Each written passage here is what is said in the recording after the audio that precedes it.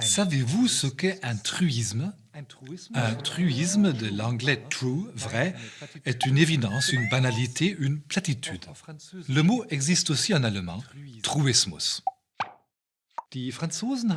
Les Français ont encore un autre mot pour désigner un truisme, la palissade ou vérité de la palisse, d'après le nom de Jacques de la Palisse, un maréchal français qui perd la vie en Italie en 1525 lors de la bataille de Pavie.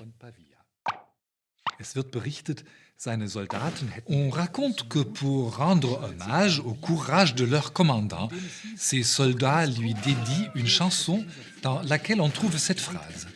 Un quart d'heure avant sa mort, il faisait encore envie. Magnifique compliment pour un militaire, n'est-ce pas? Malheureusement pour le seigneur de la Palisse, la tradition orale transforme la dite phrase. Le verbe faisait devient était et le mot envie devient envie, ce qui donne la fameuse phrase un quart d'heure avant sa mort, il était encore en vie. Une évidence absolument évidente. Par la suite, on a appelé cela une lapalissade, la palissade genannt. Au XVIIIe siècle, un certain Bernard de Lamannois reprend la chanson des soldats pour en faire une longue suite de la palissade intitulée La chanson de la palisse qui moque la vie du maréchal. Un petit exemple. Il mourut le vendredi, le dernier jour de son âge. S'il fût mort le samedi, il eût vécu davantage.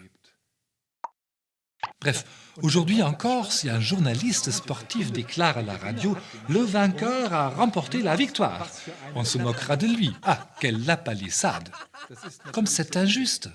Jacques de la Palisse n'a pas dit plus de platitudes qu'un autre, mais son nom y est associé pour toujours. En Allemagne, nous n'avons pas eu de maréchal de la Palisse, mais les lapalissades, nous savons aussi ce que c'est. Ainsi, par exemple, les contes français se terminent toujours par la petite phrase « Ils se marièrent et eurent beaucoup d'enfants ». Mais en Allemagne, les contes se terminent, eux, par cette vraie lapalissade « Und wenn sie nicht gestorben sind, dann leben sie noch heute ». Et s'ils ne sont pas morts, ils sont toujours vivants.